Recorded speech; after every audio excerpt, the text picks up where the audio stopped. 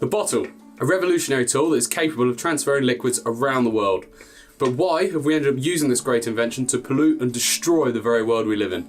I'm going to take a look at where the bottle came from, whether we've got to the point of no return, and whether we can do something about the impending plastic doom that's looming over our heads.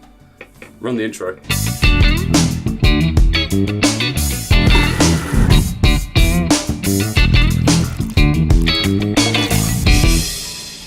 So this is a plastic bottle, and I'm positive that if you're watching this video, you've used one of these regardless of what's inside. But how do we get to this point? Creating something that will only be used once, and then take hundreds of years to finally disappear. Now that may be an extreme case as recycling is an option, but did you know that every year in Britain, 5.5 billion plastic bottles are not recycled? Isn't that crazy? The bottle is believed to have been first invented in Mesopotamia in around 1500 BC, and has been a staple of human civilization ever since. People need water to survive, and what better way to store and transport water when plumbing is yet to be invented? Now if we fast forward to the late 19th century and the Industrial Revolution is in full flow, we now see a new way of manufacturing bottles, which means production and use would increase exponentially. Bottles are now being used by almost everyone and are almost exclusively being made using glass. This also paved the way for soft drinks companies to get their grips on the consumer market in the form of the cod neck bottle.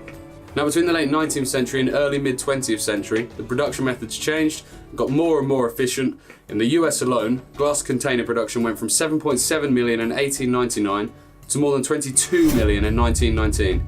That's what making production easier can really do for a product. Now things don't really change too much for bottles until after the Second World War, when high-density polyethylene was invented and plastic bottles became economically feasible as a packaging solution. This is where companies really began to start taking notice of plastic. So plastic bottles did exist before this time, but they were not really cost effective. So once it did become cost efficient, companies saw the benefits of using plastic over glass, with one of the key factors being breakability. Which if you're transporting your product countrywide, this small issue can then snowball into a massive issue. And this is where the transition to the epidemic of plastic bottle consumption began. This was plastic ground zero. So since the 1950s, the world has produced around 8 billion metric tons of virgin plastics. That's as heavy as 25,000 Empire State Buildings, or over 8 billion elephants. I mean, if it was spread out to be an ankle-deep pile, it would cover an area the size of Argentina. Don't cry for me, Argentina! Which is the 8th largest country in the world. Just think about that. Plastic can't be all bad though, right? I mean, it's cheap, hard-wearing, and an extremely versatile material that is used in almost every area of production. It's also almost unavoidable when buying products these days. It has to be said that plastic and its varying degrees of malleability make it an incredibly useful product. I'm sure everyone would agree on that point. But does it have to be used to the extent in which almost everything contains some form of plastic? It's the big question. One of the biggest problems with plastic is that to date, of all the plastic produced, yes, that is all plastic ever produced, around only 9% has been recycled, with another 12% being incinerated, and the rest, well, that's either ended up in a landfill site or polluted our oceans and other natural areas. Now we are growing in consciousness and looking towards becoming a society that doesn't rely on such short-term use products that will never degrade naturally, but we still have a long way to go, as trends at the moment are pointing towards a further 12 billion tonnes of plastic waste by 2050. Now ourselves here in Europe can be very proud of the fact that we have the highest recycling rates across the world by recycling 30% of our waste. But we can do better by reducing our use of plastics as much as possible, therefore reducing our own need to recycle as we could move to more reusable options. Now that final point fits in very nicely with the future of the bottle. It'll be very hard to say that all plastic bottles will be replaced by reusable ones anytime soon, but buying a plastic bottle with water in no longer needs to happen.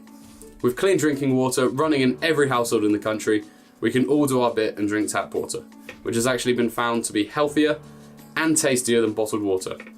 The reusable bottles being created now are also much more efficient than their plastic counterparts, as most bottles these days are usually vacuumed and made from materials that contain no single-use plastics, making them the much healthier option for yourself and the planet. If you look into the future and try and see what sort of products people will be using in their day-to-day lives, I can only imagine that with the current social trends, everyone will be using much more sustainable products in day-to-day life. I really wish this is the case, as we don't want to get to the point where going to the beach means cleaning your spot before sitting down to stare at a plastic-filled ocean. From this point, here's hoping that people can ditch the plastic bottle and transition into using something like this. If most everyone, or at least the majority of people, can switch to a reusable bottle, the world will be much better off. And this is a bit of anecdotal evidence here, but having a reusable bottle has helped me consume a lot more water, which in turn has made me feel a lot healthier. So, if you want to help save the world and your own health, get yourself a reusable bottle, as that really is the future of drinking. Now, this video was just to demonstrate how the bottle has changed over time and how detrimental to the world's ecosystem that using plastic bottles can really be. But it isn't just bottles that you can switch out for reusable products. If you can switch to a reusable or biodegradable version of a product, please do so. It'll go a long way to saving our planet, and it'll help you feel a lot better.